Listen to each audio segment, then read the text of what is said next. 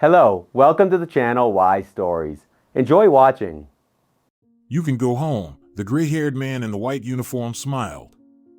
Aglaya smiled tiredly and began to put her stuff in her bag. The trauma doctor immersed himself in paperwork, allowing the nurse to finally go home.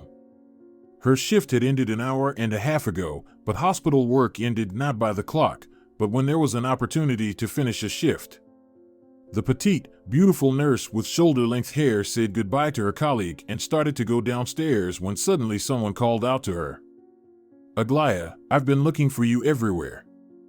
There's a man waiting for you for 2 hours. We told him that you were helping the doctor, that people were delivered after the car accident and there was a lot of work to do, but he still decided to wait for you," the receptionist told her. "Okay, thank you." Aglaya was confused. Waiting for 2 hours? Who could it be? Only one option came to her mind. It could only be Casiano. Maybe he's come to his senses and decided to come back? That thought made her soul feel warm. Aglaya ran down the stairs and saw a man in the reception area, blonde hair, tall, slim, dark skin. He was wearing a simple black t-shirt and pants. "That's not Casiano." Aglaya pressed her lips together unhappily, sighed, and headed towards him. She recognized him. The man's name was Alejandro. Recently, he was admitted to their hospital after a car accident, and Aglaya took a big part in saving his life. She had a day shift, and then replaced her colleague on the night shift. Her colleague's father was seriously ill, and the girl couldn't leave him alone. Finally, both shifts were over, and exhausted Aglaya was going home with only one wish: to get some sleep. Halfway home she saw an accident. A drunken truck driver hit a passenger car. Thoughts of exhaustion and sleep immediately evaporated. Aglaya rushed to the car, opened the door, and saw a man inside. He was unconscious. There was no one around. Aglaya dragged him away from the car, laid him down on the sidewalk, and dialed the hospital's number. The ambulance rushed to the scene, while the girl tried to bring the man to his senses. Just as he opened his eyes, his car exploded. The drunken truck driver walked around, apologizing profusely. Aglaya referred the injured man to her hospital, to her trauma unit, and 2 days later, she met him again. They developed quite a warm, friendly relationship. They talked a lot and discussed their favorite movies and music. The guy stayed there for a week and tried to give her money when he was about to be discharged. But Aglaya didn't take the money, as always, and even felt offended. So they said goodbye to each other in an awkward way, and now this guy's been waiting here for 2 hours. Maybe he wants to ask her out on a date. Aglaya shivered. He was nice, but she wasn't ready for a relationship right now. She'd just gone through a painful divorce. It had only been 3 months since a new mark had appeared on her passport. "Good afternoon," he said. "Hello, Alejandro.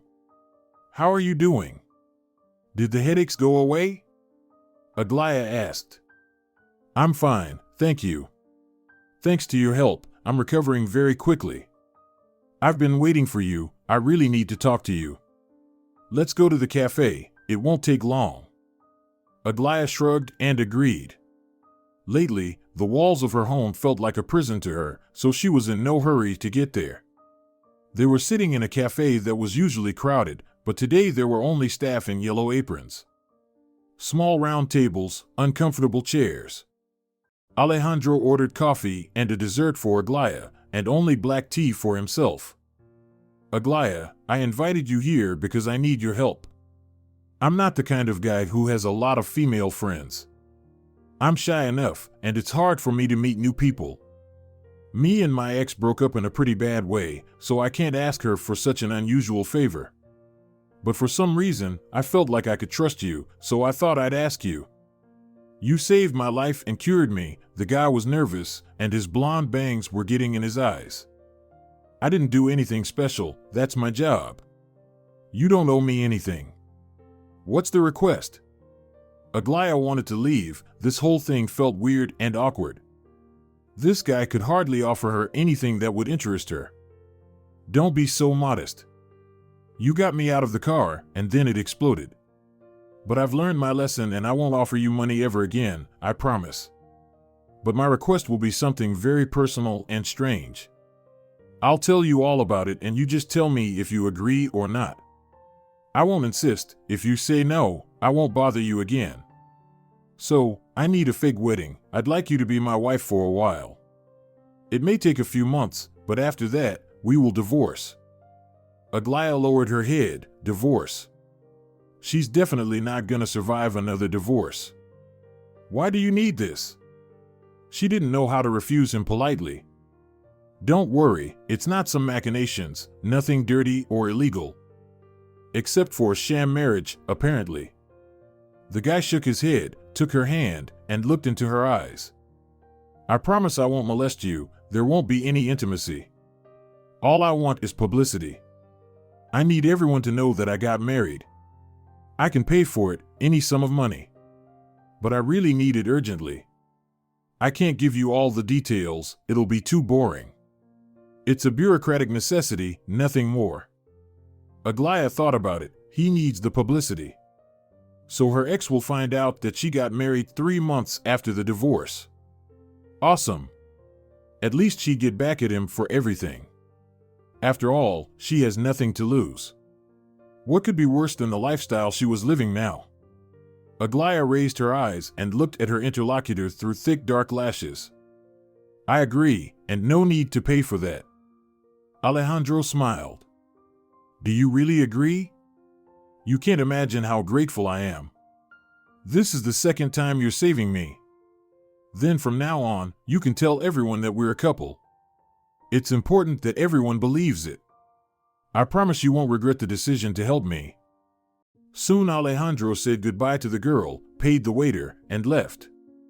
Aglaya slowly finished her coffee and left. On the way home, she thought that now at least something would start to happen in her life. It was important to her.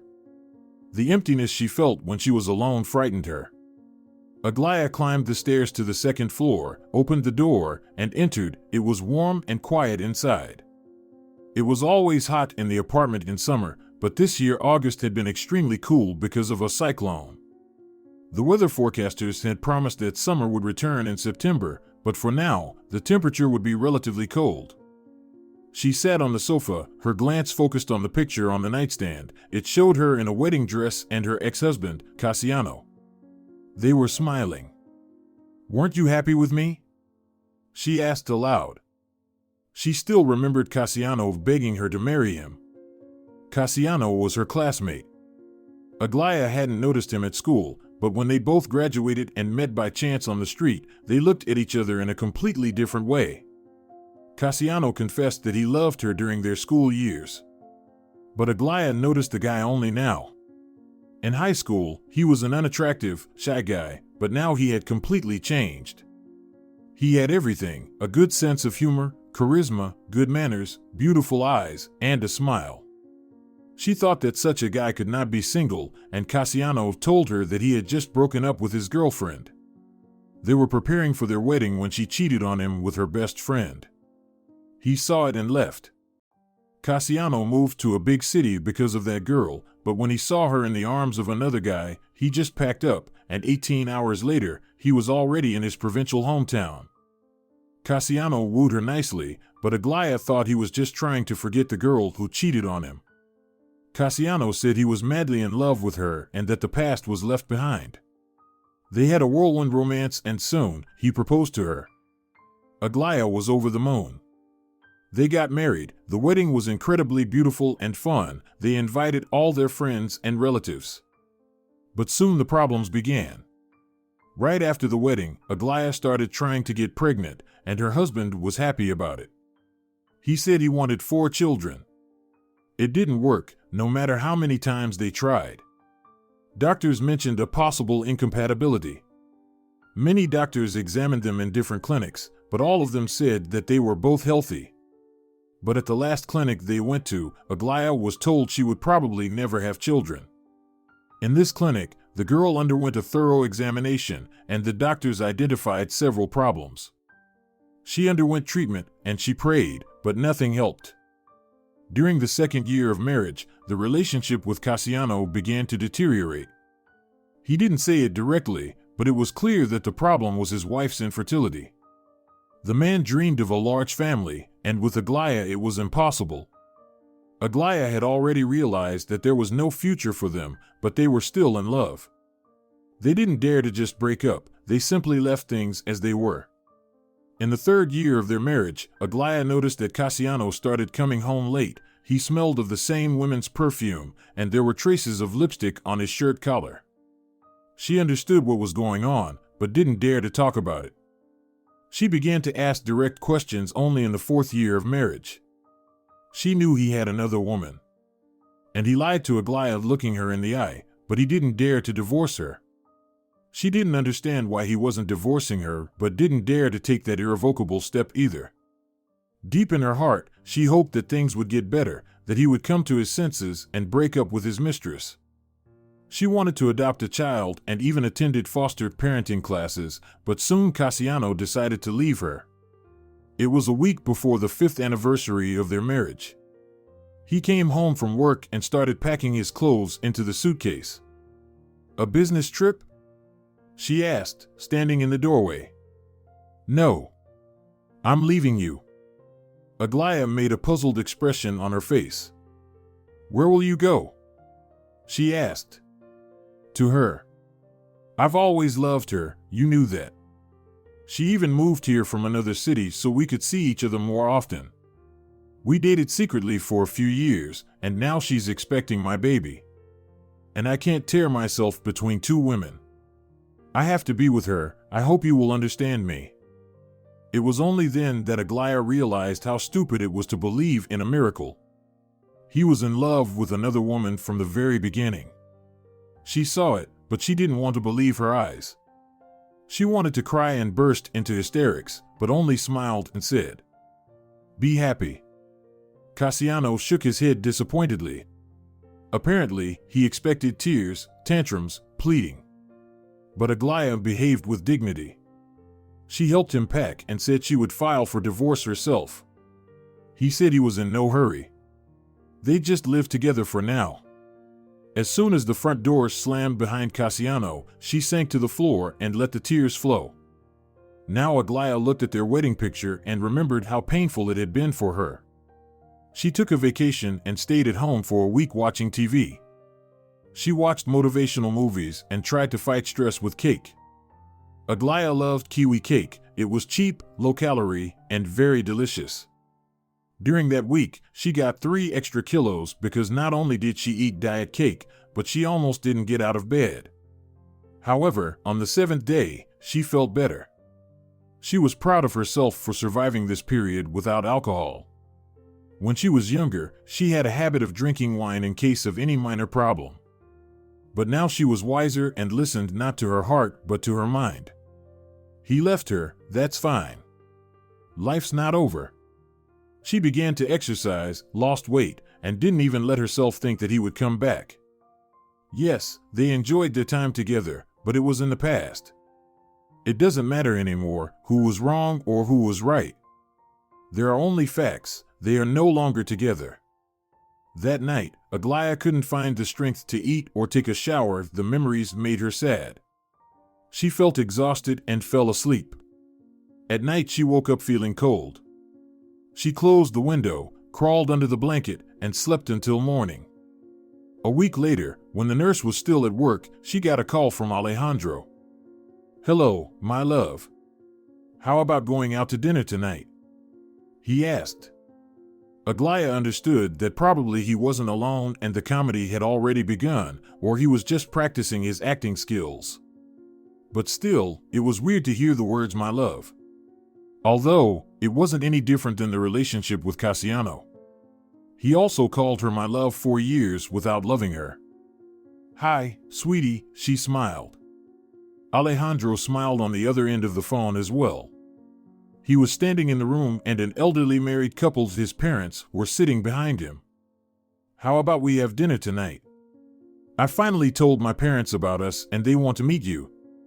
Aglaya was confused. "With your parents? So soon? Isn't it too soon?" she asked. "Come on, sweetie. It's just a formality, don't take it so seriously." Don't worry, everyone will like you. Let's have dinner and decide everything. That evening Aglaya came to the restaurant right after her work shift where she gave lots of injections to the patients. Aglaya spent the entire day taking care of others, comforting them, and trying to cheer people up. After all, a positive mindset is half of success in the medical field. She barely had time to take a shower and change to go to the meeting with Alejandro. Her makeup was simple and her hair was loose. The short hair curled a little, showing her long and beautiful neck. There was no time to style her hair. She'd forgotten to put on her earrings and was worried about it all the way there. "Hi. You look stunning," Alejandro said. Aglaya thought she looked pathetic in her cheap dress, and Alejandro said that just to cheer her up. "I haven't had time to do anything, I just finished my shift. I'm a nurse, if you remember, and I can't spend all day at the beauty salons. I hope you understand." Alejandro frowned humorously. "You don't need any beauty salons. And I was telling the truth, you're really beautiful.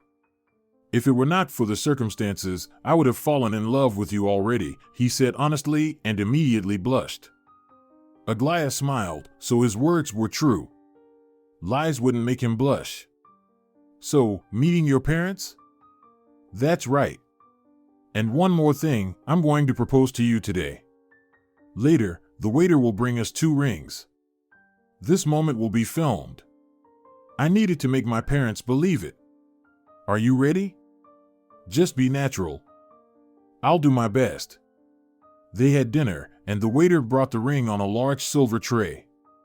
Alejandro dropped to one knee in front of her, and Aglaya smiled. Suddenly, her and Casiano's life flashed before Aglaya's eyes. The moment when Casiano had proposed to her, the way he had looked into her eyes, promised her eternal love, and she immediately thought of how it had ended. Tears came to her eyes. Alejandro saw the change in her mood. "I love you and I want us to be together always and forever. Will you marry me?" "I love you too." Aglaya hugged him, hiding her tears. "Yes. I'll marry you." She could barely pull herself together. He was hugging her for real, trying to comfort her. A man with a camera stood behind them, blinding them with flashes. Aglaya took a deep breath and wiped away her tears. She was smiling. Alejandro was smiling too, but his eyes showed that he was worried. He put the ring on her finger. It was a beautiful gold ring with a stone that fit perfectly. They finished the ceremony and left the restaurant. Aglaya thought that now he would leave, and she would go home and have time to walk and clear her head. But a handsome blonde man in a suit suggested to take a walk. They walked down a night city street lit by lanterns. Alejandro took her hand. "No one is filming us right now," Aglaya said. "I know," he answered and squeezed her palm harder. "What happened at the restaurant? Did I open some old wound? I'm divorced. 3 months ago, my husband left for his mistress. She didn't want to give him any details. Besides, she probably looked pathetic at that moment, and he asked that question just out of politeness. I'm sorry, I didn't think I'd make you cry. It's okay. You know, since my husband left me, I've been all alone. There's nothing going on in my life at all." And that moment at the restaurant felt so much like real happiness, and it hurts to realize it was just an illusion. She wanted to be honest with him. It was easier that way. Lying takes a lot of effort, and you have to keep too many things in mind. Aglaya almost always said what was on her mind, except when it was necessary to be politely silent. She considered excessive and inappropriate frankness to be stupidity and lack of good manners. Me too. I've been single for over a year. And I wish it were real. I know what you feel. You know, if you wanted to, we could start dating for real. I mean, there's nothing stopping us from making it real. He turned to her and looked into her eyes. She suddenly felt like she was being too intrusive and even pushy, and she felt awkward. No need. I was just saying that because you asked. I'm fine and ready to continue playing in your comedy. Besides, it will be good for me to distract myself from negative thoughts and brighten up my gray everyday life. But right now, I'd really like to have some time alone, if you don't mind." Aglaya walked away, leaving Alejandro somewhere behind. He was standing there staring after her. "I'm such an idiot. She told me about the painful divorce and I suggested dating," he thought, turned, and walked back the other way.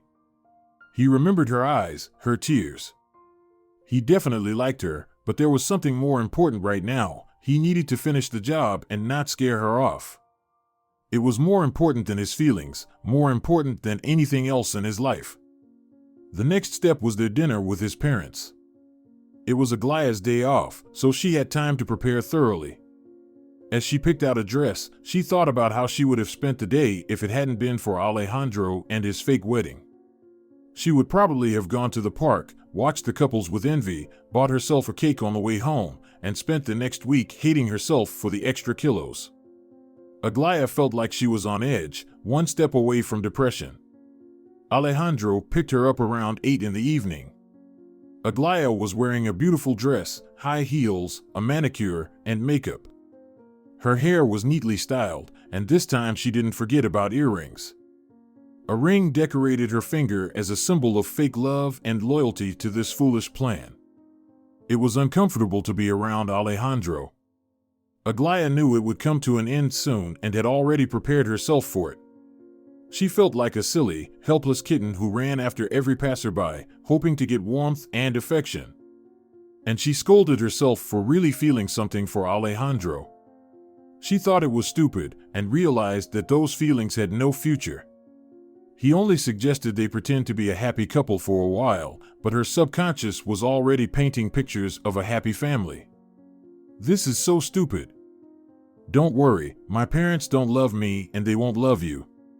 It's just a formality. Are you ready?" Alejandro asked, remembering how she had cried during the fake proposal. "I'm ready."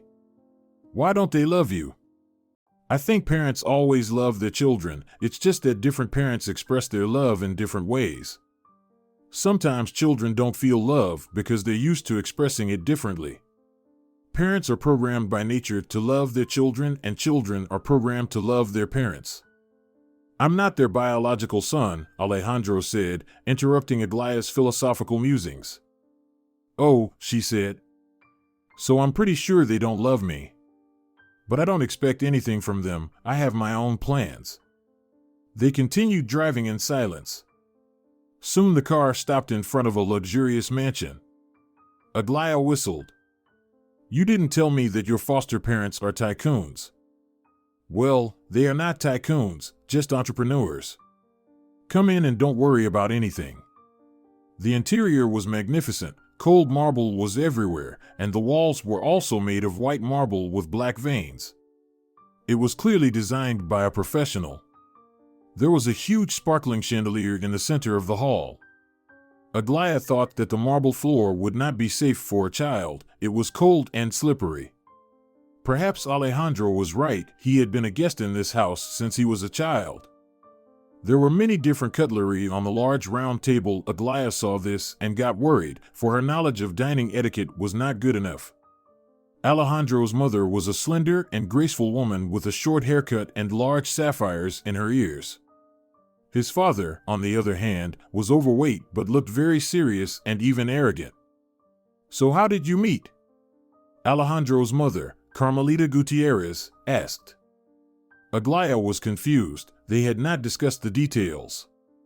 Alejandro smiled at her. "I told you, she saved me when I was in a car accident. From that day on, our relationship began." The head of the family, Esther Gutierrez, poured himself a glass of wine. Aglaya politely refused the drink. She wanted to keep her mind sober. "You have to be focused and calm when you're lying." "Excuse me for asking, but are you pregnant?" Carmelita asked. Aglaya felt like someone had plunged a knife into her heart. She looked coldly at the woman and replied calmly, "No." What if Alejandro really wanted to date her? Then what? How would she tell him she was infertile? At their last meeting, he'd almost offered her a real relationship. Aglaya couldn't believe his words were sincere, but what if he really liked her? Would the fact that she couldn't have children have stopped him? Of course, like Casiano. Alejandro wouldn't say it directly either, but in the future, that would be the reason for their breakup. That's good. Don't rush into things like this, she said. Aglaya noticed that Alejandro's relationship with his parents was cold. If that was the maximum amount of parental warmth his mother could show in public, probably in real life, their relationship was even colder. Aglaya had managed to endure that evening with great difficulty. When she and Alejandro were alone, stepping outside the gates of the mansion, she exhaled. The air was pleasant, the heat finally subsided, and the evenings were chilly. It's hard to endure their company, I know, Alejandro said. He stood so close and was so nice, unlike his parents. Aglaya wanted to spend some more time with him. After all, they could just talk, it wouldn't oblige them to do anything. Let's take a walk, she suggested. I'd love to, he smiled. They walked down the street, talking about all sorts of things. He didn't dare touch her hand again, she already turned him down last time. Even though she confessed that she feels sad because it's not for real. So you're an adopted child? My parents and the Gutierrez family were companions. I have a different last name, Diaz. My mom and dad died in a car accident. I was a baby, I wasn't with them that day, I stayed at home with a nanny. It so happened that my father was raised in an orphanage, and my mom's parents died early, and there was no one to take care of me. Then Carmelita decided to adopt me. But she didn't really want to help the orphan. I own half of the company. Once they got custody, they began to manage my money themselves. They invested it several times, and the deals were successful. The fortune doubled, and so did my share. So it seems that everything worked out for the best. So marriage is necessary so that you can be the owner of your money again? She asked, voicing her hunch. No, it doesn't depend on marriage. I can get my money in a year when I turn 25. We've already discussed it. If I take all the money and invest it elsewhere, the company won't survive. I'd really like to do that because I'm not interested in this kind of business. I wish I could just take my money and distance myself from my foster parents. No, I'm grateful to them for raising me. But you saw what our relationship is like. They never made me feel like a family member, and they never even called me son. Esther can't have children, so I was their only child. And Carmelita never wanted to have children. She always said she didn't like children. She was not made to devote her life to children. Then why do you want to get married? She asked. Alejandro didn't answer anything, he was silent. It's very personal, he said after a long pause. Seriously? Isn't getting married to you personal? Come on, there should be no secrets from your future wife. She bumped him in the side with her fist. Well, okay, you'll find out anyway.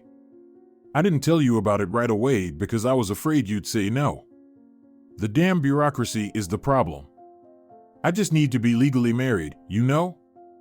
A few years ago, I had a girlfriend, and I loved her. Are you talking about that girl you had a bad breakup with? Aglaya recalled his words. No, it was the other girl before her, my first love. She was an orphan, my parents didn't like her. They didn't like her style, her simple clothes. When I invited her home, she came wearing a t-shirt with a dirty word on it. Carmelita was shocked. I was young and stupid then, I was 18, she was 22. She was older, my parents had done everything to break us up. They bribed her. Agata took the money and told me about it. We used it to get tattoos at a salon and continued dating. Wow. Aglaya laughed. She was amazing, kind, but rude. She could say anything she thought, and she was always sincere. I'd never met anyone like her before or after. She loved tattoos and took me to rock shows. And she looked cool. I was 18, I immediately fell in love. But my parents never let us be together. I won't bore you with the details, we broke up and they sent me to the capital to study. I only recently found out why my father paid so much money for my education at the best university. Initially, he had planned for me to go to a local university. Who cares what kind of diploma I'd get? My place of employment was known from the beginning anyway. But recently, I found out that Agatha had given birth to my son and died in childbirth. Since she was an orphan, the baby ended up in an orphanage. Her friend tried to find me, but my parents intimidated her. They threatened to have her expelled from college and her parents fired. The Gutierrezes are a very powerful family. They can do anything. I made a scene at home. It's no joke. They deliberately hid the fact that I had a child and that Agatha might have been alive if I had been there, if she had given birth in a good hospital. I was so depressed when I found out. All this time I was sure she had just left this town and was living her life. My parents made sure I didn't find out anything, and my son grew up and is still living in an orphanage. He's 6 now and I want to raise him. I found him and see him twice a week, but they won't give him to me because I don't have my own house and because I'm not married. Can you imagine? This cute little boy has Agatha's eyes. All this time he lived in an orphanage, and only when he turned 6 did he find out he had a father. And every time he asks me why I don't take him home. Why don't your parents help you with this? Aren't they powerful? Can't money solve this problem? After all, years have passed, don't they understand? Aglaya asked. They walked around the empty park that was opposite the Gutierrez mansion. It was warm outside, but the cool breeze made Aglaya feel a little chilly. Alejandro noticed it, took off his jacket, and put it on her shoulders. The pleasant smell of his perfume made her smile sweetly. She felt the warmth from his clothes. She was pleased that such a handsome man cared for her. They won't help me. They're against it. They're the ones who've been trying to hide it from me all this time. I found out about it by accident. I didn't know Agatha died, didn't know I had a son. Carmelita said I didn't need that child, and she didn't need him either. I was very young when it happened. She said that I wouldn't be able to devote myself to working for their company if I was busy adopting my own son. I don't know what's inside these people instead of a heart. Probably a money-counting machine. I offered money to the adoption authorities, but my foster parents were ahead of me. They told me frankly Gutierrez came to them and threatened them. So they won't help me, and I won't get my son until every single requirement is met. In this case, they can't go against the law. So, I bought myself an apartment recently. I invested everything I had in it. The Gutierrez weren't even gonna help me with it. They're doing everything they can to stop me. I guess they realized that in a year, I'll get my money and their company would be ruined. My father would probably try to keep me from bankrupting them. To be honest, I wasn't planning on leaving the company. After all, it's my biological parents' life's work. But the Gutierrez crossed the line. My sense of gratitude to them is slowly waning. They saved me from an orphanage, but sending my son to the orphanage is mean. So you need a marriage to adopt a child? And I'll be a parent, too? Why were you afraid to tell me that? A young girl might agree to a sham marriage, but you'd hardly agree if I came to you and said, let's get married and adopt my child. I'm sorry for that little lie, but I couldn't do otherwise. It's very important. More important than honesty. Aglaya sighed. You shouldn't think of me that way. If I'd known you had good intentions, I would have agreed more willingly. I thought you needed some visa or wanted to get an inheritance that way. I grew up in an orphanage myself, and I know how important it is to get a child out of there. Alejandro stopped and stared at Aglaya. You grew up in an orphanage? Yeah, I don't have parents. They died when I was a baby. You see, your parents' companions adopted you, and I was less fortunate. I won't complain. I had great caretakers and I still have friends. But I'm sure childhood in a family is much better. Any childhood, even the childhood you had. No matter what your foster parents' goals were, they saved you from that. And that's a good thing. And you can fix everything else. I'll do everything I can to make sure your son grows up with you, don't worry, she said. Alejandro couldn't resist. He felt a kindred spirit in her when she told him about her family. The wind was fluttering her short curls of hair, and it was so beautiful. She turned out to be even better than he initially thought, kind, honest, sincere, and not greedy. He thought he wouldn't stop until morning if he started listing her virtues. He leaned over and kissed her. Aglaya was surprised by this. She had just been talking about her parents and some important things, and suddenly he kissed her. But she couldn't say it was unpleasant. So she kissed him back. She really liked him, and honestly, she missed it so much kissing on the street. Alejandro pulled away from her and looked into her eyes. He had to explain his outburst somehow. He didn't understand if she was mad at him. I didn't realize we had so much in common. Do you always express your feelings that way, even at work? Aglaya asked jokingly. Alejandro laughed. She was not angry, it's good. And she didn't hit him and even kissed him back, a good sign. They kept walking and talking about everything. They walked almost until midnight, until their feet got tired, and then Alejandro drove her home. He walked Aglaya to her front door but didn't dare to kiss her. Aglaya was saddened by this fact. She wanted him to do it again. It was funny, she had feelings for the man who would soon be her husband. Her fake husband. The marriage ceremony was scheduled for the end of the week.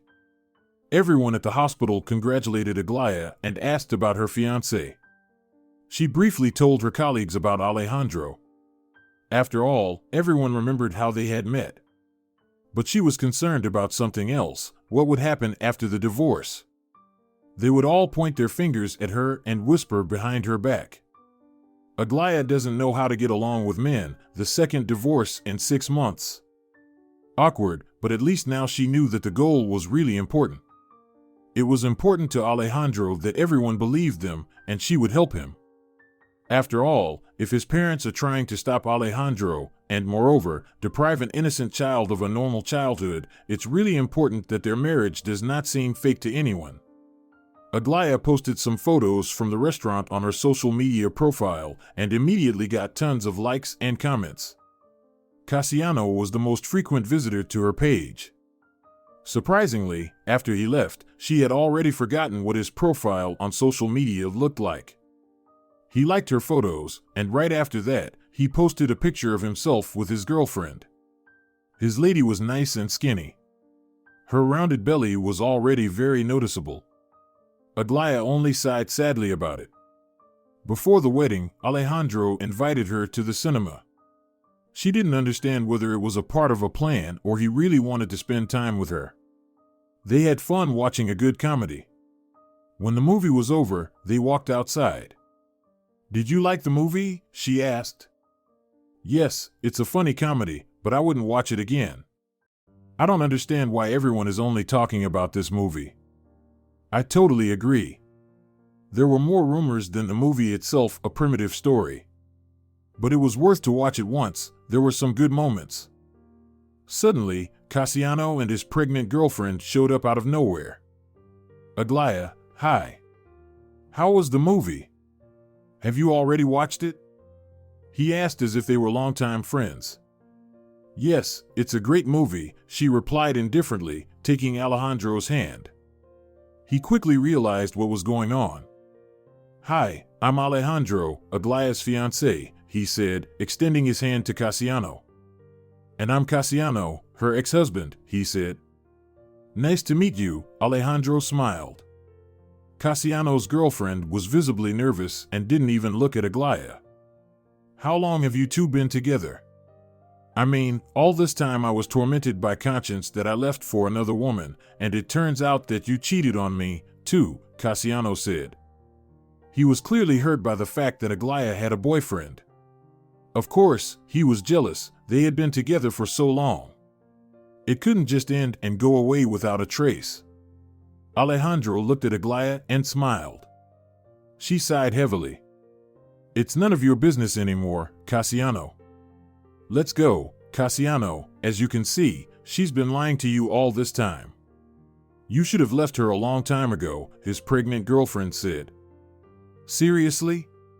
You ruined a family, got pregnant by her husband, and forced him to leave his wife, Alejandro said, looking into the eyes of the rude girl. What else could he do if his wife was infertile? She said, and dragged Casiano away with her. Alejandro raised his eyebrows. Didn't you know? Good luck, man, Casiano said, turning around. The unpleasant encounter was over. Aglaya lowered her head. Alejandro looked at her and lifted her by the chin. Is it true? Now you know, she said sadly. I'm not even a woman, I can't have children.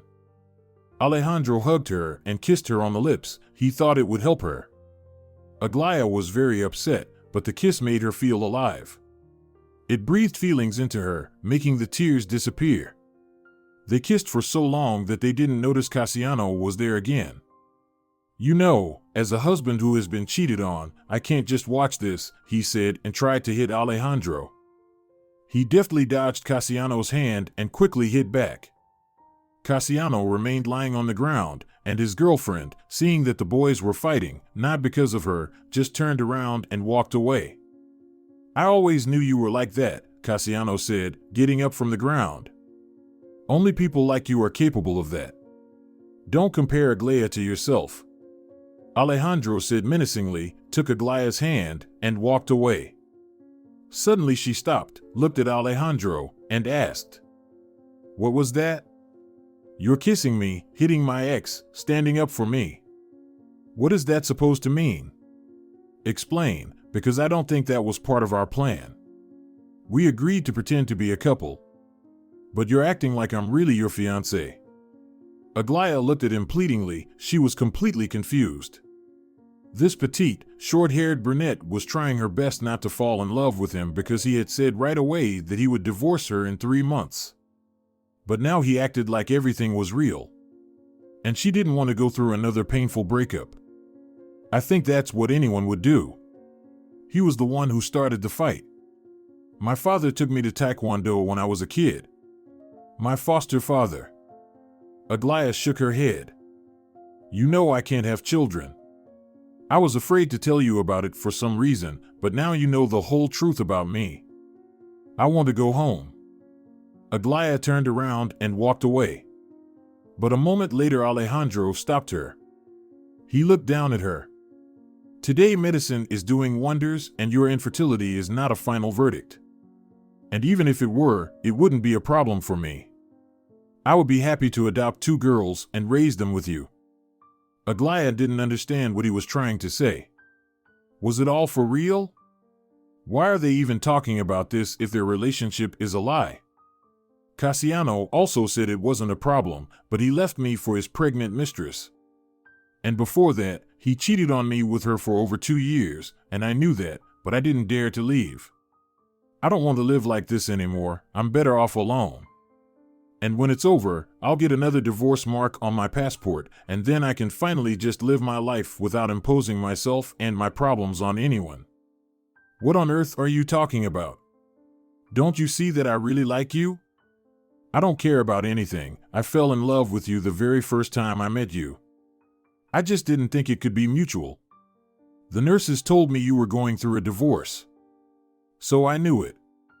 And the more I get to know you, the more I realize you're my soulmate. And that's not just for show, I mean it. Alejandro waited for her reaction, but Aglaya was silent. I'm going to die of nervousness. Say something. He couldn't stand it. Aglaya smiled, walked up to him, and kissed him on the cheek. You're just feeling sorry for me, like Casiano. Everybody wants a family, everybody wants kids. And I do, but I can't give you what you need. And I'm not gonna burden someone else. Let's just leave it as it is. At least now I know for sure we're getting divorced.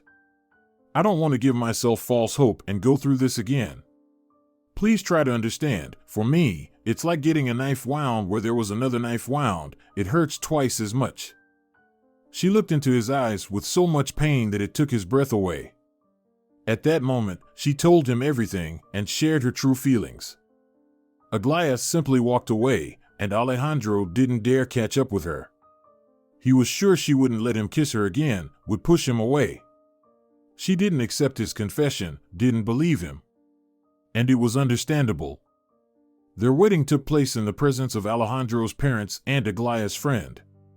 The ceremony was very modest, and then they had dinner in a small cafe. Aglaya acted like the happiest bride. It wasn't easy for her, but she realized there was no turning back. During the ceremony, she wanted to burst into tears again. After all brides cry. She was wearing a simple white dress, and Alejandro was wearing his business suit. Only the veil indicated that this was a wedding and not just a typical family dinner. However, the photographer took 1,000 photos. Aglaya posted a few of them on the internet to finish Casiano. He should know that she's not just a miserable, lonely woman. That thought made her feel a little better. When they got married, Aglaya panicked. Just yesterday she was a fiancée, and soon she would be divorced again. Everything seemed to be spinning in some infernal circle in her life. Her head began to spin, but Alejandro held her hand tightly. This day he could kiss her as much as he wanted in public, and Aglaya would kiss him back. She enjoyed his kisses, his warm hands. After all, that was their plan. She really had feelings for Alejandro, and it was obvious to everyone. However, his parents only grudgingly pressed their lips, trying to keep silent. It was unclear if they believed their son and his wife, or if they understood that it was just a sham marriage. In any case, Aglaya could see that they were not happy for their adopted son. Over dinner at the restaurant, Alejandro's mom asked the girl who her parents were. "My mom worked at the school and my dad was an auto mechanic," she said. "Are they retired now?" "No, they died when I was a few months old. I grew up in an orphanage." Alejandro's mom raised her eyebrows and continued eating her salad. No sympathy, no shock. "You know, it's no surprise, Alejandro already dated an orphanage girl before you. He likes orphans a lot. Probably because he grew up without parents himself." "Did you grow up in a family?" she asked her mother-in-law. "Of course," she said as if it were her own choice and achievement. "Then you were luckier than me or Alejandro." The teasing was successful. Carmelita looked at her daughter-in-law reproachfully, and the dialogue was finished. When the dinner was over, Alejandro and Aglaya got into the car and drove to the hotel where he had rented them a magnificent honeymoon suite. Alejandro looked at her with admiration. He whispered in her ears that he loved her, that she was the most beautiful woman in the world. Aglaya smiled with just her eyes, making it clear that she didn't believe a single word he said. When they were in the room, she sat on the huge bed covered with rose petals. There was an ice bucket on the table with a bottle of champagne in it. "I hope you're not going to say now that we have to confirm our marriage and sleep together?" she asked tiredly. "No. I just want to say that I didn't lie once today. It was the pure truth when I told you I would be with you forever in joy and sorrow, and when I told you about my feelings." Aglaya shook her head. "I want to leave. My parents could have hired someone to prove our marriage was a sham. They asked me directly about it. I don't want to give them a reason to stop me." Aglaya got up and paced around the room. "Then, let me change my clothes, camouflage myself, and leave through the back door." The sun was shining outside the window. It was daytime. She didn't want to spend this day enjoying a fake relationship with a 3-month shelf life. "Can't you hear me? I'm telling you that I really love you." Aglaya refused to believe it, didn't let herself think about it, but she couldn't stop herself from feeling it. Alejandro came to her, embraced her, and pressed her against him. "You're my wife now and I don't want a divorce. Of course, I will not force you. But, at least give me a chance, since we are married." He kissed her and she could not help but return the kiss. Aglaya let go of her fears and worries and allowed herself to just give in to the moment. They had spent almost 24 hours together. She decided to give herself at least a few hours of happiness and joy. She decided that she needed to live in the moment since she wasn't going to have a long and happy life. After the wedding, Aglaya and Alejandro went to the adoption authorities and filed the necessary documents for adoption. Aglaya started to collect them a little earlier. Alejandro explained what to do. This procedure wasn't simple. Probably even astronauts undergo more simple examinations than people who want to adopt a child. The adoption specialist said that they have to wait, but most likely everything will be fine now. Alejandro and Aglaya walked out of the building. It was drizzling outside, and Aglaya was chilly, but she didn't want to get back in the car with Alejandro. After a night together, she just headed home and didn't pick up the phone for 2 days. She decided not to let herself expect anything. She realized they had no future anyway. He was a successful entrepreneur raised in a wealthy family, and she was just an infertile nurse grown up in an orphanage. Plus he, like Casiano, had the love of his life left behind. Even though Agata died, Aglaya could hardly get what she wanted. She had given herself 100 reasons to give up hope, but the foolish hope didn't want to give up.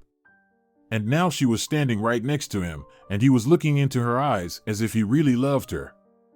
You know, this is the first time I've ever felt like the girl who spent the night with someone and didn't get a call back, he said. Aglaya laughed. Sorry, you know I just don't want to give myself false hopes. You are a silly and insanely beautiful creature, Aglaya. Okay, I won't insist. Can we at least watch a movie at my place tonight? I got a new horror movie, but I'm afraid to watch it alone. Horror movie? Okay. She didn't tell him that she likes horror movies too, but she stopped watching them because now she lives alone in the apartment. She just doesn't have anyone to hold her hand when something scary happens on screen. They spent another lovely night together. No intimacy, just pizza, a movie, and sleep. They went to bed together because it was scary to sleep alone after the horror movie. Falling asleep on his shoulder, she thought she could get used to it. And he thought he wouldn't divorce her, even if she wanted to. These meetings became a habit for them. Now, already after the wedding, they were going through that period that other couples had at the beginning of their relationship. Aglaya realized that she was getting used to him more and more, that she was waiting for his call and dreading the day when he would say it was over. A month and a half passed. Aglaya and Alejandro came to the orphanage and walked out with a 6-year-old boy. He was so adorable, so cute, he talked a lot, he had a lot of emotion. And he clung to Aglaya and wouldn't let go. He talked only to her, started calling her mom right away, and told her how he waited for her and how he missed her. Aglaya burst out in tears several times. She had not expected such a twist. Alejandro prepared a room for the boy, and Aglaya bathed him at home. Alejandro could hear them laughing, how easy it was for Aglaya to communicate with him. She became his official parent. The adoption was successful. Late at night, when little Roberto fell asleep, she and Alejandro were alone. You know, I didn't expect him to be so attached to me right away. I can say the same about myself. What? Aglaya didn't understand. I didn't expect to be attached to you right away either. Now that the plan is completed, it's official, I'm not going to divorce you. I want to be with you. And if I don't? She asked. It was important for her to check whether it was an act of generosity on his part or whether it was a real feeling. Casiano had broken something in her soul, and now it was not easy for her to trust someone. You know, I'm tired of saying that I'm in love for real. But it's not just about me anymore. Roberto fell in love with you at first sight, too. I want you to decide right now, are you staying or leaving? We can't play with a child's feelings. So you have to make a decision. He was serious and even rude. Aglaya sighed. Things are different now, but not only because of Roberto. Tell me, honestly, is everything you told me true? It's true. He looked at her and thought he wouldn't let her go, even if she wanted to leave now. You know, Aglaya, I understand why you find it hard to believe. Do you think I'm playing games with you? I'm not. I can't imagine myself without you, and after the way Roberto clung to you today, I can't imagine you leaving us. You were so worried that you couldn't give me a baby. But now we have a child. You and I are happy parents now. He loves you like a mother. He spent 6 years saving up his love, and you got all of it. Isn't that enough for you? Aglaya smiled. That's more than enough, you're right. There was silence. Aglaya was preparing another piece of news for him today and didn't know how to say it. I don't need any more kids, I already have one. Okay? And if you want, we can adopt another child from the orphanage. That was the only problem, wasn't it? No, it's not just that. I'm also afraid you still love Roberto's mother.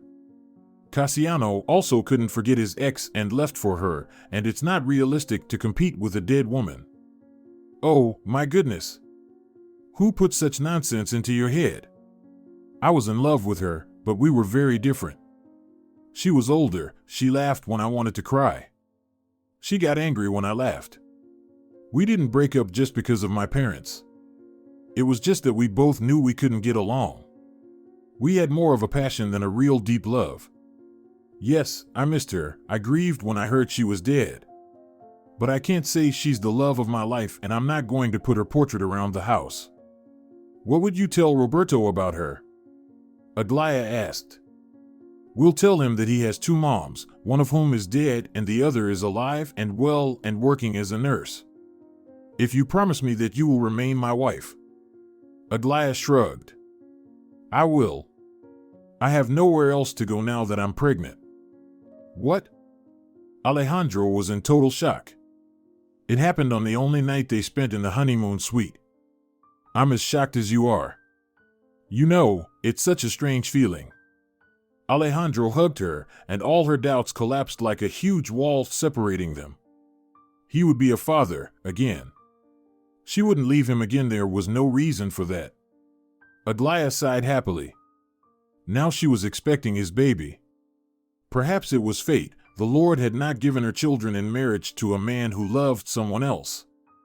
But with Alejandro, one night was enough. A couple of weeks later, Alejandro took his son to a laboratory to do a paternity test. The woman at the orphanage told him that the boy might not have been his son. When he picked up the child, she asked him bluntly, what happens if it turns out that Agata got pregnant by someone else and Roberto is not his son? Alejandro said he didn't care, because now Roberto was his son anyway.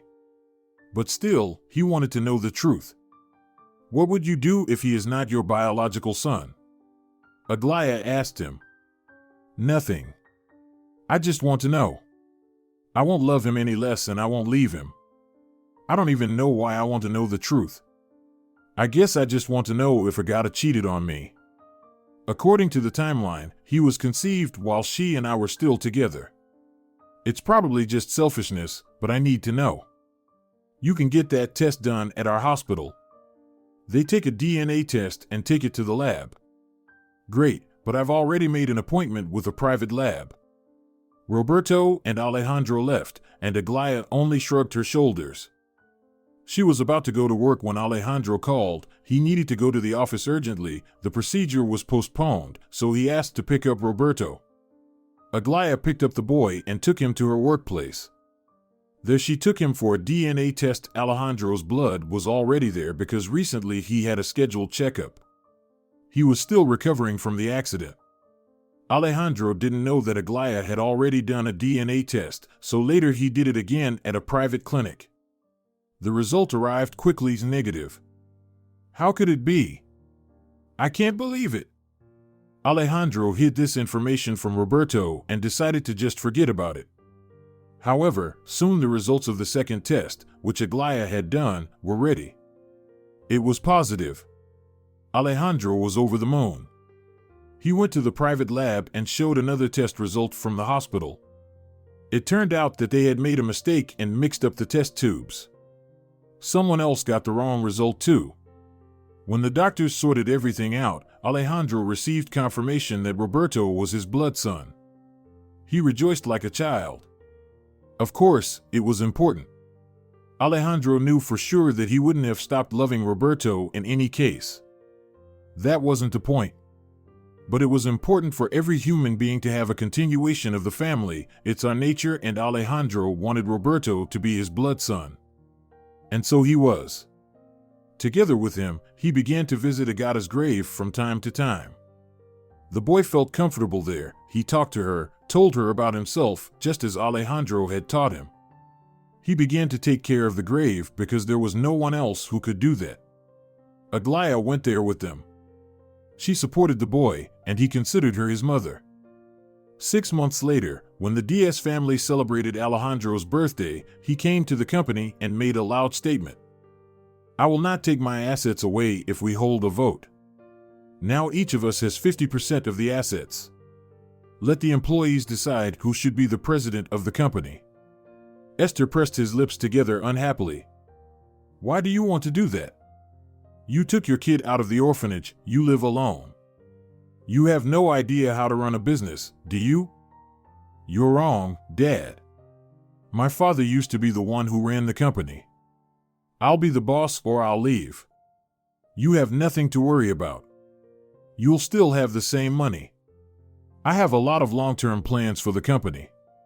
Let's each of us show our plans and let the people decide. These are my people and they won't vote for you. Who do you think you are?" Alejandro only shrugged his shoulders and said he would mention it at the next staff meeting. On the day of the meeting, Aglaya ironed her husband a white shirt. He wore a tie and a beautiful watch. She kissed him at the door and told him she believed in him. Alejandro went to work in good spirits. It was a win-win for him. No matter how things went, he was still happy. Even if the company burns down tomorrow, he has Aglaya and Roberto and will have a daughter soon. The meeting room was stuffy. The investors were sitting around the big table. Without their money, the company wouldn't survive. "I have accepted the challenge and I am ready to show you my long-term business plan," the head of the table, Gutierrez, told him. Alejandro nodded and sat down across from him at the opposite end of the oval table. It was a tough battle.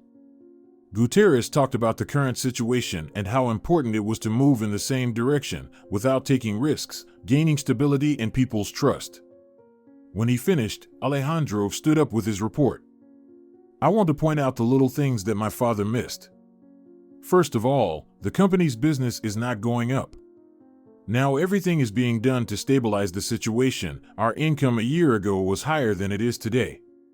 I have analyzed not only our internal documents but also consulted with experienced specialists. Today there is an open niche, which no one in our region has occupied yet. We can grow if we invest some of our assets in it. According to the worst calculations, we will simply go to zero, as we are now. But in case of success, we can raise the salaries of everyone who works in this company in a year. We'll expand into new territories. I've done the math. Check it out. We need a detailed analysis here. I suggest reviewing these papers tomorrow," one of the investors said. The meeting was over. Everyone went to review Alejandro's plan. The next day they met again. "We discussed it and decided that Alejandro's strategy has a good chance. Moreover, there are no risks involved. I don't understand why we didn't do it sooner. But this strategy requires him to be in charge. Alejandro, Esther said that you want to be a president. Let's vote right now." Alejandro sighed and looked up.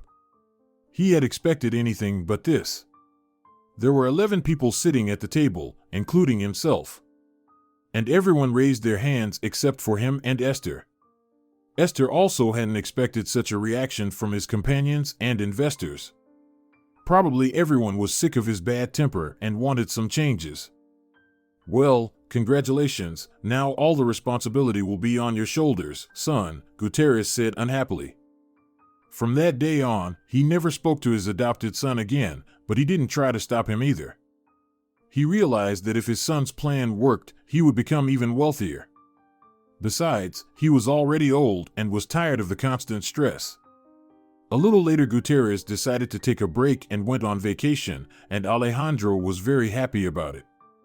Everyone in the office thought that Alejandro had become the successor of his father and didn't know the whole background of their relationship. When Aglaya gave birth to a daughter, Alejandro's foster parents congratulated him over the phone and didn't even come to see the baby. That's when Alejandro finally realized they never needed him. Gutierrez just wanted to control the company alone, and his wife had to try on the role of a mother. A year later, the company, under the leadership of Alejandro Diaz, increased profits and entered the international market. The competition in this area did not let them take a leading position, but what Alejandro managed to achieve was more than enough.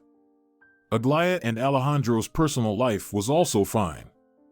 She gave birth to another girl and everything turned out as in his dreams, 2 daughters and a son. Roberto loved his sisters and helped Aglaya in everything, calling her mom.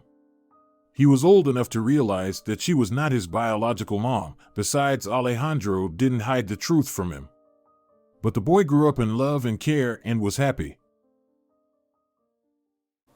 If you're enjoying it as well, leave a like and subscribe to the channel.